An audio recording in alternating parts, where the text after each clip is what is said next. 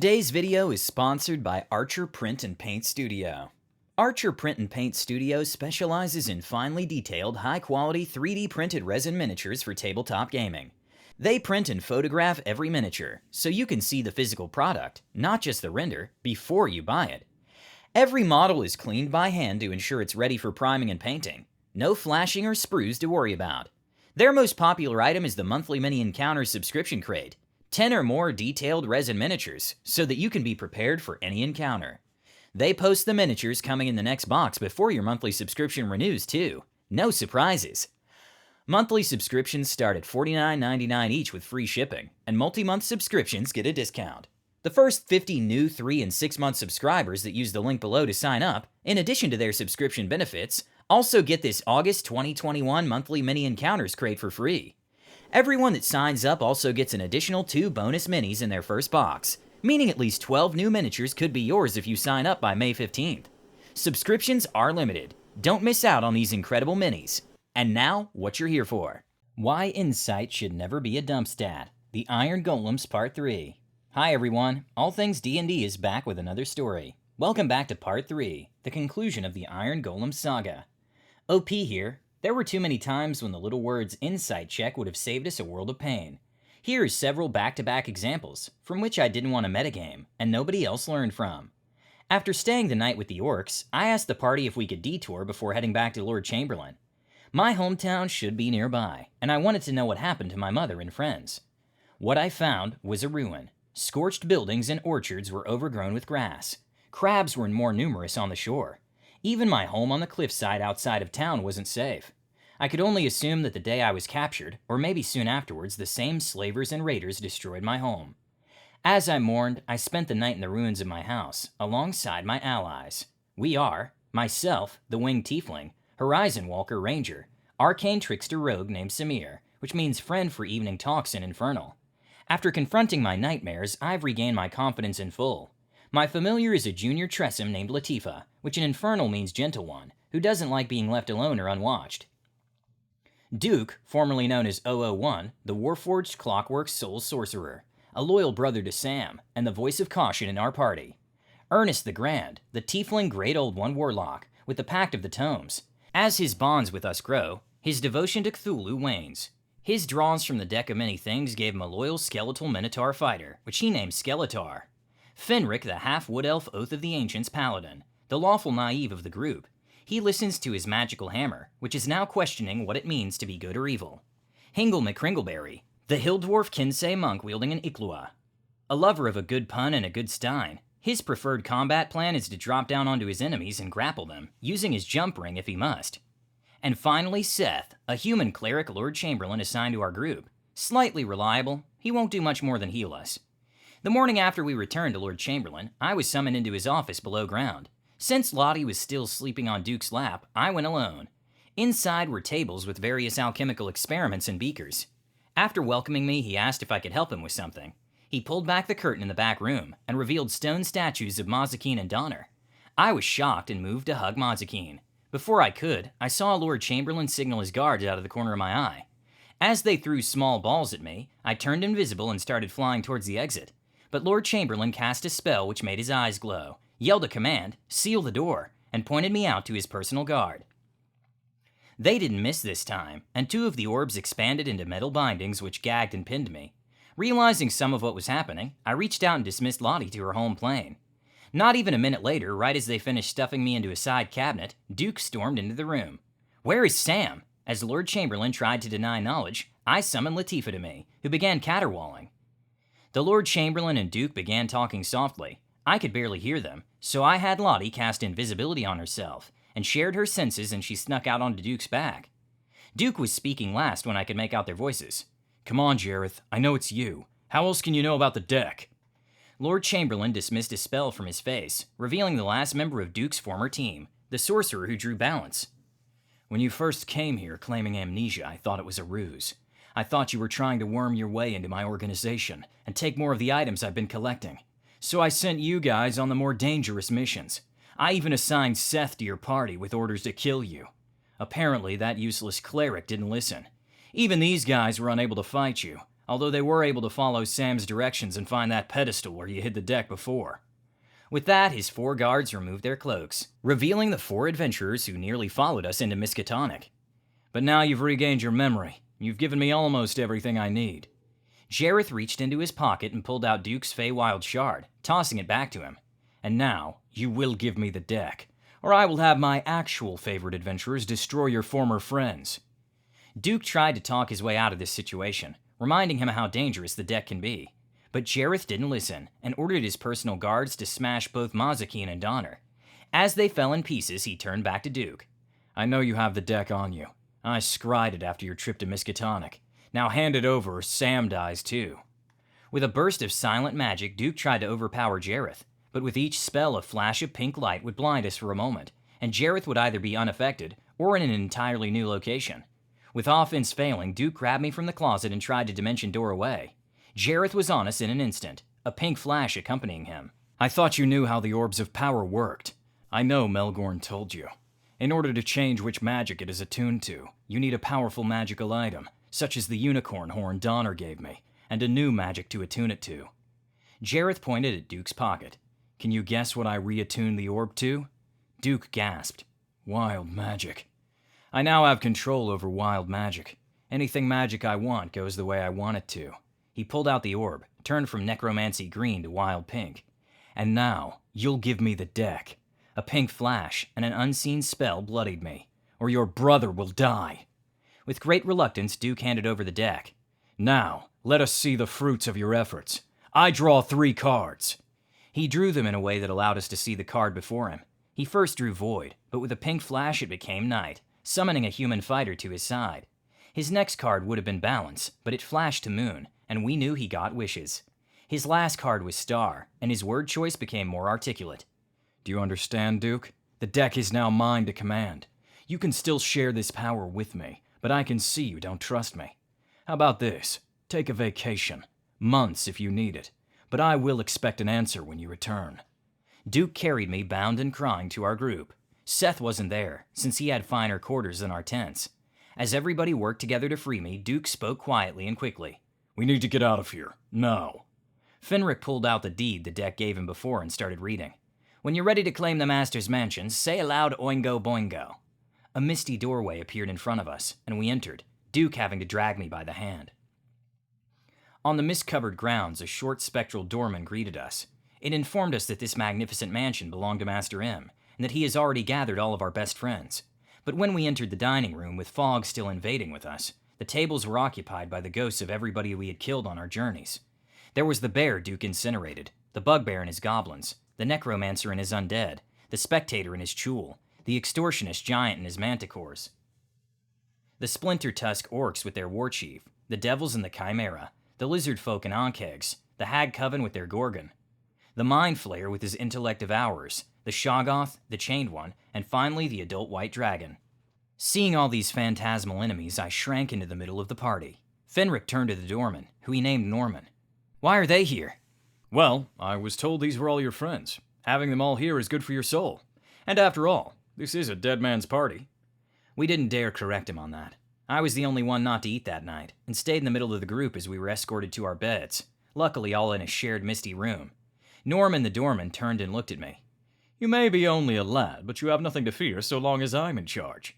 Sir Fenric, when you're ready to receive the mansion tomorrow, please come to the master's bedroom. I tried to sleep that night, but I kept having nightmares of the shackles, both from the chained one and from Lord Chamberlain. I ended up sleeping upright sitting on the floor. I didn't talk to anybody that night, and they didn't try to talk with me. The next day we found out that all the levers in the mansion's lift were stolen except the roof, and so we trekked through most of the house, fighting the ghosts of our past everywhere from the roof to the dark at the end of the tunnel, in the so-low basement. Everybody else was fighting with ease except me. I was scared stiff, and needed Duke's comforting words to calm me.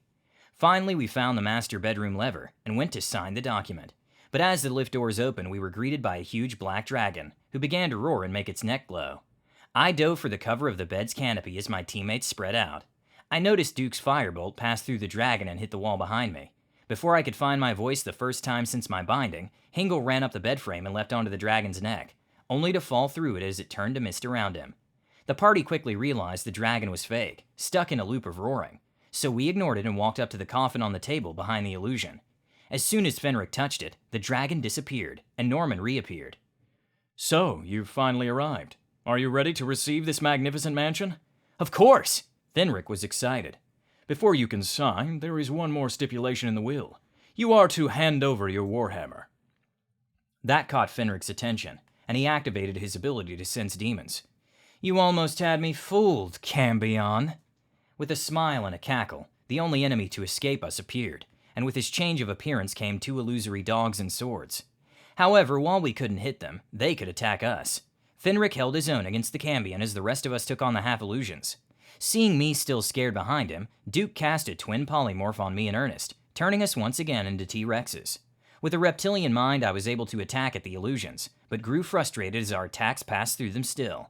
So we both turned our attention towards the cambion and bit down hard.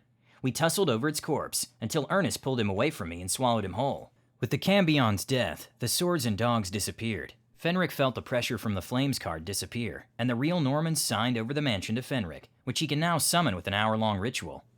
That night I read over my journal and had a mental breakdown. Every detail of Jareth's plan was in there, and I failed to put it together. Because of me, my second mother Mazikeen was dead. Duke tried to comfort me and shift the blame onto Jareth alone, but he still had cold metal armor on his body, and his hugs sent me into a panic attack. It took a ton of persuasion to calm me down. Duke prayed to a guy known as Primus, and a small modron entered the room, speaking in dial-up. After it left, Duke gave us all hope. There was another artifact that could negate the Chaos Orb's effects. However, so long as Jareth continued to abuse the orb and deck together, a tear in reality would appear, and allow Cthulhu to access our world freely. Even Ernest knew this was a bad thing. The next day, we grabbed some treasures that could help us fight Jareth from the Master's vault. I took a gem of Fire Elemental, figuring we could use additional help. As we left, I tentatively stepped out of the mansion, and was relieved to see our exit was close to the location of the artifact, and Jareth wasn't waiting in ambush for us. So we found the mountain in question, but couldn't see any entrance. My domain isn't so easy to enter, mortals, an andro sphinx spoke, and we found ourselves within its lair. Why do you seek me? Duke responded. We seek an artifact entrusted to you by the modrons. Ah, the andro sphinx replied, but that treasure is too precious to give to the unworthy. Step forward if you wish to partake in my trial of valor and wisdom. To keep it brief, the trial was a pyramid of illusions. Scattered throughout was a red S mark that, when touched, allowed us to communicate with a raven-haired, ivory-skinned princess from the neighboring kingdom. She claimed to have been captured by a cambion, and gave us clues how to proceed through. As skeptical as I was of her behavior, only Fenric was willing to touch these symbols. As we got deeper and deeper into the pyramid, I kept asking everyone if they wanted to rest. But Fenric was determined to save this princess, and discouraged breaks. The final room of this illusion trial was a room filled with lava. Fenric touched the nearby symbol, smiled, and told us, "Things are gonna get hot." Clearly, he was promised something by the princess, and couldn't resist a pun as he jumped into the lava. Ernest and Hingle followed quickly, with Hingle doing a triple flip dive. I hesitated. I sent little Lottie in first, using our ability to share senses. As she went in, I felt no pain, lost our connection, but couldn't feel her in her home plane like she does whenever she dies. Duke reminded me that this has happened before, whenever we entered an extraplanar space like Miskatonic. Deciding to trust my brother, we jumped into the lava together. After intense pain, most of us woke up, bloodied twice over, on the floor of the Andro Sphinx's room. Everyone except a permanently dead Skeletor and an unconscious Hingle. Wisdom is the better part of valor, he declared. Then with a roar, "You have all failed!" He then pounced on us, knocking Ernest unconscious. As I cast Cure Wounds on Hingle and broke my gem of Fire Elemental to summon help, Duke tried to put up a wall of force cage. The Andro Sphinx laughed and roared again. "Do you think this will hold me? I am an extra-dimensional being." He then teleported out and tried to swipe me. I managed to dodge the worst of its claws, but I was now on my last legs. From the side, Hingle managed to drive his Ikloa into the Andro Sphinx's chin, a critical spot, and landed a successful stunning strike. He then landed a couple more hits right there and in the area, readying the Andro Sphinx to be killed by the Fire Elemental. As it turned to ash, so did a piece of the back wall. It crumbled, revealing a pedestal with an orb resting on it. A modron, this one capable of English, appeared next to it and instructed us on its use. This orb of power, attuned to law magic, would shut down all effects of the Chaos Orb, the deck of many things, and Duke's Feywild Shard, so long as it was within 30 feet of them. In addition, once in range, the two orbs should be locked together, unable to go more than 30 feet apart. Once we successfully obtained both orbs in the deck, Duke alone was authorized to use the orb to fix the timeline of all effects of the deck, including the deaths of my village by the orders of a deck-affected Melgorn. Doing this would seal the crack in reality, preventing Cthulhu from entering our realm. We retreated into the mansion to rest, as well as go over a plan to get back into Jareth's presence and defeat him. Now that we had the orb, and hope for a way to save everybody, even Duke's former party in my destroyed village, we thought of a way to confront Lord Chamberlain. If we failed, then Lord Chamberlain's orb of wild magic would rip open a portal for Cthulhu to enter our world. If we destroy his orb yet fail, then his army of 4th level fighters would storm this land, and the kingdom across the mountains. We pooled together our resources, mostly greater healing potions and a potion of fire breath, and reviewed each of our abilities. We anticipated having to fight Lord Chamberlain, and those 4 adventurers he had replaced us as his favorite party.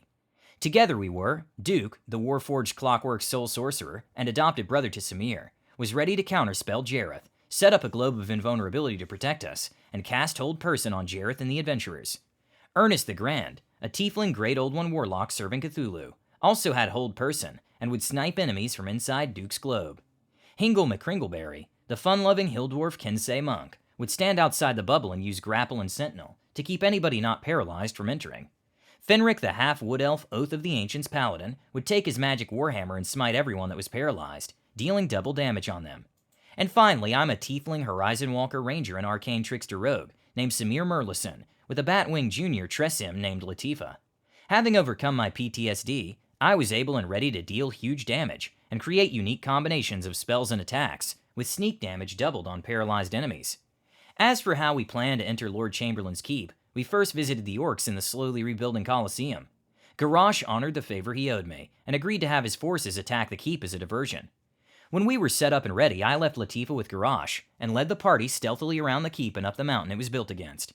From our vantage point, we could see pink flashes through the opaque windows. As soon as I returned Latifa to her pocket dimension, we saw the orcs storm the front gate.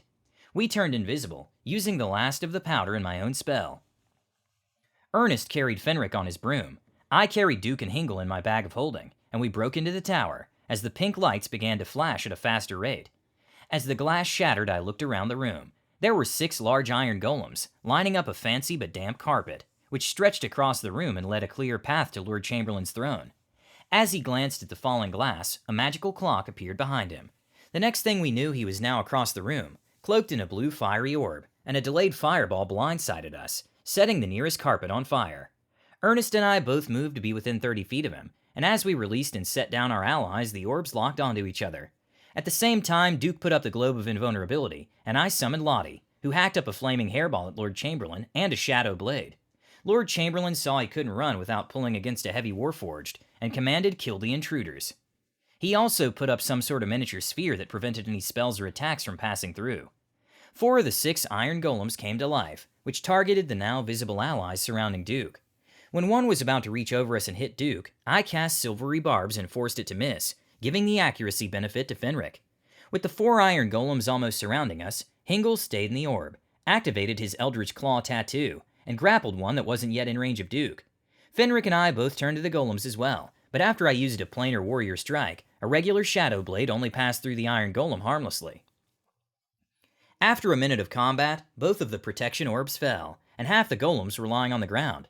Jareth cast a fireball, which raised the fallen iron golems and damaged us. In retaliation, Duke tried to cast Hold Person on Jareth, but a small lavender stone floating above his head canceled the spell. Ernest tried as well, but even with my silvery barbs, Lord Chamberlain shook off the spell. Seeing the stone and no longer holding a shadow blade, I managed to snipe the stone critically and destroy it. Shocked, Lord Chamberlain commanded the golems to fight from the still blazing carpet, and cast another sphere around himself. Only the golem Hingle had grappled and couldn't move, and Ernest and I took out the 2 weaker ones with opportunity attacks. As the bloodied front and center of our guard, Hingle switched from fury of blows to patient defense, his dwarven fortitude healing him as he dodged 2 golems' attacks. With each golem defeated, Duke used his wand of magic missile to ensure they stayed down. With all the iron golems defeated, and us using healing potions on 2 down party members, Lord Chamberlain grew draconic wings and tried to fly away, still within his sphere and the orbs linked. However, with Duke's weight and myself counter-pushing, we kept him trapped in his sphere in that room. Fenric borrowed Ernest's broom, and tried in vain to smash through the sphere. He then had an idea and pulled out his rope and blanket, blocking out sight from within. He came back down to us. He told us that the moment the sphere dropped, we were to hit him with everything we had. He then tried to fly back up there, but Duke had another idea. He reached into his bag and pulled out that bottle Lord Chamberlain gave us. Using Mage Hand, he held it against the blanket and readied his wand to destroy the bottle, as Ernest cast some barrier spell to trap him and the bottle together. As soon as the sphere was dropped, I pierced it with my crossbow. Duke destroyed the bottle, and Ernest put up his barrier. Rising from the destroyed bottle, an Afriti rose up and turned to us. Duke spoke up. We freed you with no conditions, but we ask you to help us defeat this evil sorcerer. Lord Chamberlain countered with his own deception. No, they're the evil ones. See how they've trapped you in here with me. The Afriti looked at Lord Chamberlain coldly.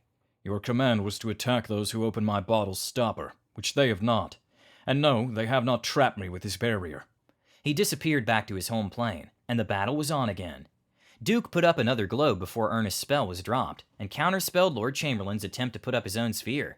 Fenric used the broom to fly back up and smite, while I stayed within the sphere to snipe from its safety.